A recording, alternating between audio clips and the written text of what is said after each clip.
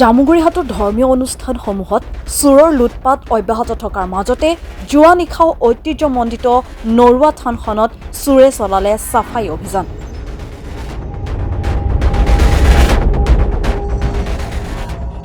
চোৰৰ দলে জামুগুৰিহাটৰ ঐতিহ্যমণ্ডিত নৰুৱা থানৰ তলা ভাঙি লুটি নিলে কাঁহৰ বৰতাল, ৰূপৰ ফুলিৰ লগতে নগদ ধন।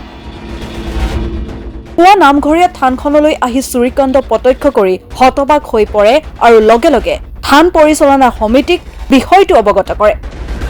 পিছত জামুগুৰি আৰক্ষীয়ে থান পৰিচালনা সমিতি এজাহাৰৰ ভিত্তিত ঘটনাস্থলীত উপস্থিত হৈ তদন্ত আৰম্ভ কৰিছে যদিও চোৰৰ কোনো সম্ভেদ উলিয়াবলৈ সক্ষম হোৱা নাই। উল্লেখ্য যে বিগত কিছুদিন ধৰি জামুগুৰিহাট আৰু চতিয়াৰ বিভিন্ন প্ৰান্তৰ ধৰ্মীয় অনুষ্ঠানসমূহত বিশেষকৈ নামঘৰ, মন্দিৰ, থানত চোৰে চুৰিকাণ্ড সংঘটিত কৰি অহাৰ সমগ্ৰ বিষয়টোৱে সচেতন ৰাইজক বাৰুকৈ চিন্তিত তুলিছে।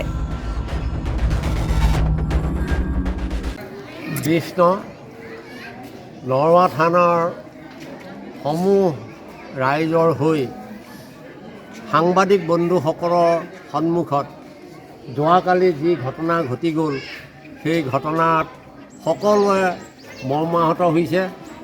কাৰণ এনেকুৱা পৰিৱেশটো প্ৰায় আমি সময়ে সময়ে পাই থাকোঁ। এই পহিলা ইটা ভাটা যেতিয়া আৰম্ভ হয় তেতিয়াই এই ঘটনাটো ঘটে। তাৰ আগত কিন্তু তেনেকুৱা নহয়, পিছতো নহয়। ভাটাত কাম কৰিবলৈ অহা আমাৰ ধাৰণা এটা বছৰি সেই একে সময়তে এই ঘটনাটো ঘটিবলৈ পায়। গতিকে সেয়েহে আমি অকণমান দুখ পাইছোঁ।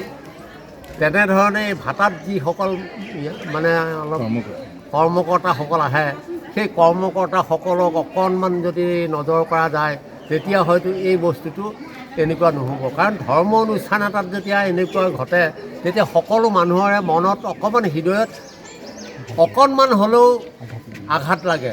গতিকে সেয়েহে মই সকলো এই সাংবাদিক বন্ধুসকলৰ তৰফৰ পৰাই মই যাতে এই মন্তব্যটো আগবঢ়াইছোঁ যে এই কৰ্মকৰ্তাসকল যেতিয়া ভাটালৈ আহে, এই বস্তুটো যাতে অকণমান কিবা এটা কাৰণত তেওঁলোকৰ ওপৰত নজৰ কৰিবৰ কাৰণে তেখেতসকলৰ তৰফৰ পৰাই আমি সজোৰে কথাষাৰ আগবঢ়াইছোঁ। এনে কালি কি নিলে নৰুৱা থানত?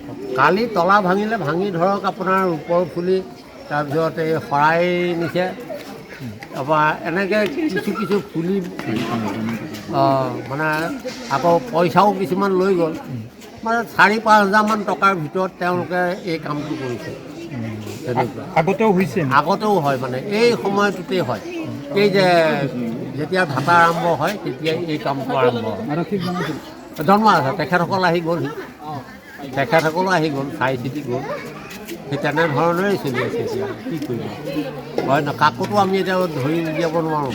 গতিকে সেয়েহে মই এই সাংবাদিক বন্ধুসকলৰ তৰফৰ পৰাই মই কথাষাৰ যাতে সকলোৱে গম পায়, সেই কথাটোত লৈয়ে মই আপোনাৰ খবৰ সাক্ষাতত দাঙি ধৰিছোঁ কথাটো।